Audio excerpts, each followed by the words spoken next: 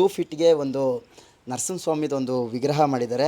ಆಮೇಲೆ ಈ ನರಸಿಂಹಸ್ವಾಮಿ ಇಡೀ ಜಗತ್ತಲ್ಲೇ ಈ ಒಂದು ಪೋಸಲ್ಲಿ ಇರೋದು ಇದೇ ಮೊದಲನೇದು ವಿಗ್ರಹ ಇದು ಆ್ಯಕ್ಚುಲಿ. ಹಾಯ್ ಎಲ್ರಿಗೂ ನಮಸ್ಕಾರ, ನಾನು ನಿಮ್ಮ ಕೃಷ್ಣ.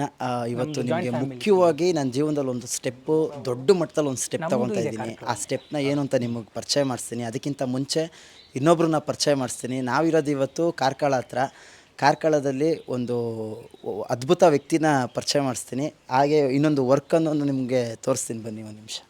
ಸರ್, ನಿಮ್ಮ ಹೆಸರು, ಅದಾದಮೇಲೆ ನಿಮ್ಮ ಬಾಯಿಂದನೇ. ನಮಸ್ತೆ, ಗುರುಭ್ಯೋ ನಮಃ. ನಾವಂದರೆ ಇಲ್ಲೇ ಯೋಗೇಂದ್ರ ಶ್ರೀವತ್ಸವ ಅಂತೇಳಿ ನನ್ನ ಹೆಸರು.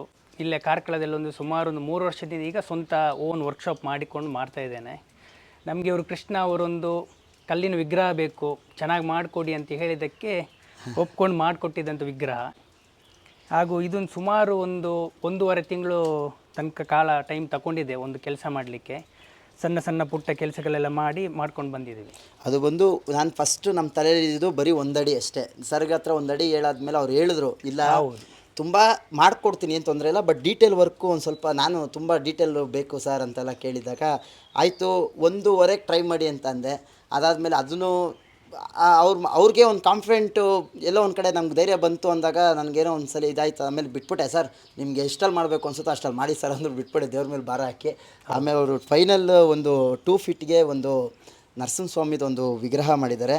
ಆಮೇಲೆ ಈ ನರಸಿಂಹಸ್ವಾಮಿ ಇಡೀ ಜಗತ್ತಲ್ಲೇ ಈ ಒಂದು ಪೋಸಲ್ಲಿ ಇರೋದು ಇದೇ ಮೊದಲನೇದು ವಿಗ್ರಹ ಇದು ಆ್ಯಕ್ಚುಲಿ ಇವ್ರು ಮಾಡಿರೋಂಥದ್ದು. ಸರ್, ಇದು ನಿಮಗೆ ಇದನ್ನು ಮಾಡಬೇಕು ಅಂತ ಅನಿಸ್ದಾಗ ಮುಂಚೆನೇ ಈಗ ಫೋಟೋಸ್ ನೋಡ್ಬೋದು, ಏನು ಬೇಕಾದ್ರೂ ನೋಡ್ಬೋದು ನೀವು ಫೋಟೋಸ್ನ. ಅದನ್ನೇ ಇಲ್ಲಿ ತರಬೇಕು ಅಂದರೆ ನಿಮ್ಮಲ್ಲಿ ಏನೇನು ಆ ಏಕಾಗ್ರತೆ ಇರಬೇಕು? ಮೊದಲು ಅಂದರೆ ನಾವು ಅದನ್ನು ಅನುಭವಿಸ್ಬೇಕು ಅಂತಾರೆ. ಓಕೆ, ಅವಾಗ ನರಸಿಂಹನೇ ಬೇಕು ಅಂತ ಮಾಡ್ಕೊಂಡು ಹೋಗೋದಕ್ಕಿಂತ ವೇಸ್ಟೇಜ್ ತೆಗಿತಾ ಬರೋದು. ಬೇಡ್ದಿದ್ದು ಯಾವುದೆಲ್ಲ ವಸ್ತಿದೆ, ದೇವರಿಗೆ ಸಂಬಂಧಪಟ್ಟದೇ ಇರೋದು ಯಾವುದಿದೆ ಎಲ್ಲ ತೆಗಿತಾ ಬರೋದು. ಆಮೇಲೆ ಇವರು ಇನ್ನೊಂದು ಮಾತು ಚೆನ್ನಾಗಿ ಮಾತಾಡಿದ್ರು ಫೋನಲ್ಲಿ. ಸರ್, ನನಗೆ ಆ ಭಾವನೆ, ಫೇಸಲ್ಲಿ ಆ ಭಾವನೆ ಹಂಗೆ ಬೇಕು ಸರ್, ಆ ಥರ ತೆಗಿಯೋಕ್ಕಾಗುತ್ತಾ ಸರ್ ಅಂತ ಅಂದಾಗ ಒಂದು ಮಾತು ಹೇಳಿದ್ರು.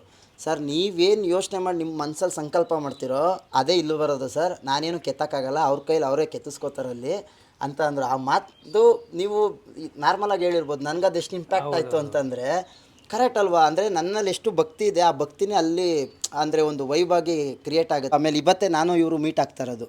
ಇದು ಬಂದು ಇವರು ವರ್ಕ್ಸ್ನ ನಾನು ನೋಡಿದೆ ಆ್ಯಕ್ಚುಲಿ ಮುಂಚೆನೇ.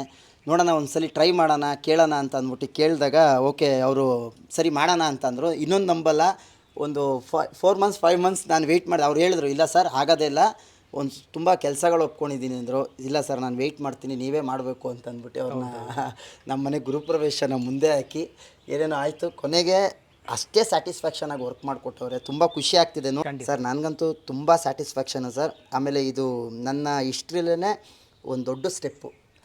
ಇದು ನಿಮಗೆಲ್ಲ ಒಂದು ವರ್ಕ್ ಆಗಿರ್ಬೋದು, ನನಗೆ ನಿಮ್ಮದೆಲ್ಲ ಈ ಡಾಕ್ಯುಮೆಂಟ್ ಏನು ಬೇಕಾಗಿರೋದು ಇದೇ ಕಾರಣಕ್ಕೇ. ಇದು ತುಂಬ ದೊಡ್ಡ ಮಟ್ಟದಲ್ಲಿ ಉಳಿಯುತ್ತೆ ಅನ್ನೋದಕ್ಕೆ. ಅದು ಇದು ನಿಮಗೂ ಒಳ್ಳೇದಾಗಲಿ, ಇದರಿಂದ ಮಾಡಿಕೊಟ್ಟಿರೋದ್ರಿಂದ ನಿಮಗೂ ಸಾಕಷ್ಟು ಕೆಲಸ ಸಿಗುತ್ತೆ.